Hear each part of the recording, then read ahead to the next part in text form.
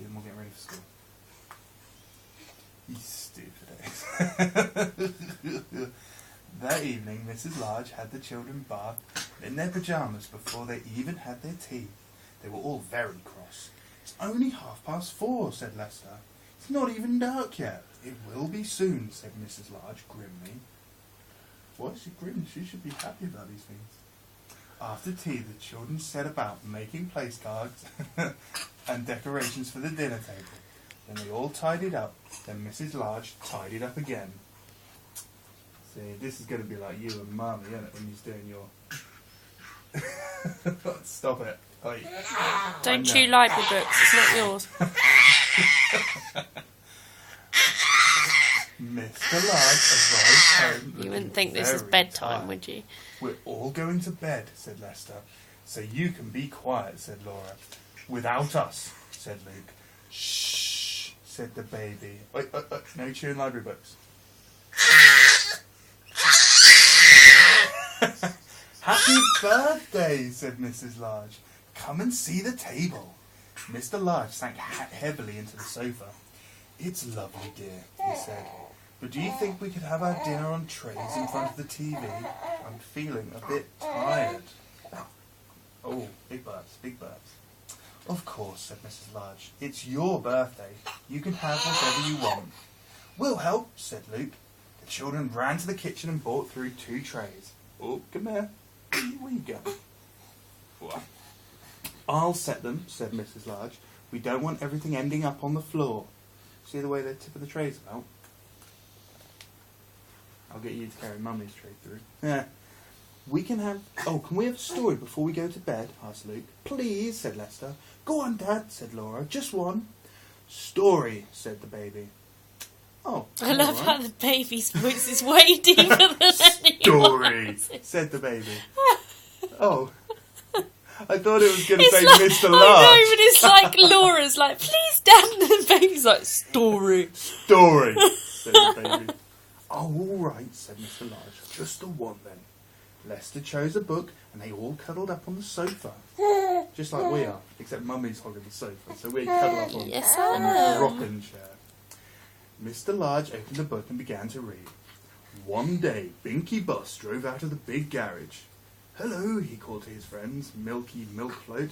"I don't like that one," said Laura. "It's a boy's story." "Look," said Mr. Large, "if you're going to argue about it, you can all go straight to bed without any story." So they sat and listened while Mr. Large read to them. After a while, he stopped. "Go on, Daddy," said Luke. "What happened after we bumped into Danny Dustcart? Did they have a..." "All right. You worried about Danny Dustcart?" No, she probably got a burp. "Oh, do you want me to burp you?" "All right." No, finish story. I'll finish story, okay. "Did they have a fight?" asked Lester. "Look," said Laura, "Daddy's asleep." "Shh," said the baby. "Don't look so worried, my lamb." Mrs. Large laughed. "Poor Daddy," she said. "Never mind, we'll let him snooze a little bit longer while I take you all up to bed." "Will you finish the story, Mum?" asked Lester. "We don't know what happens in the end," said Luke. "Please," said Laura. "Story," said the baby. That's going to be you, isn't it, saying the story? "Move up then," said Mrs. Large, grumpy baby. She picked up the book and began to read.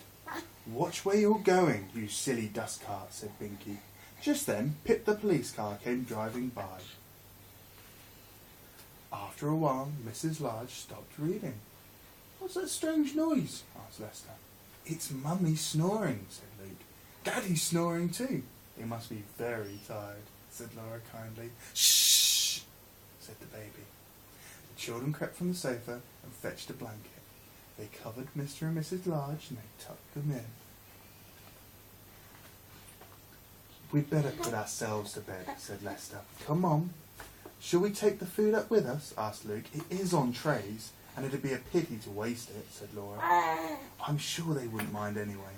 They wanted a quiet night in." "Shh," said the baby. "You see them? Goes all to sleep like you'll be in a couple of minutes. Look, they've taken the food away." Oh, you know that book, The end. Henny Penny, that I was reading?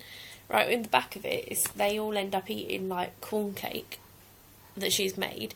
And it's got a recipe on the back page for Victoria's sponge, because it says you should make a cake with your mum or dad.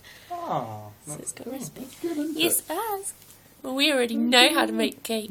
Yes, we do, and I shall show you when you get bigger. Yeah. We're going to make some Victoria sponge one day, aren't we? No, I'll make nicer things than Victoria's sponges. Boring Strudel and rhubarb custard. No, you don't like the rhubarb custard. Okay, we won't make rhubarb custard. It's pretty gustings anyway. And gingerbreads? You like You gingerbreads? like gingerbread, do Trying to give her a burp. you? Oh, You sleepy girl. Are you a sleepy little thing?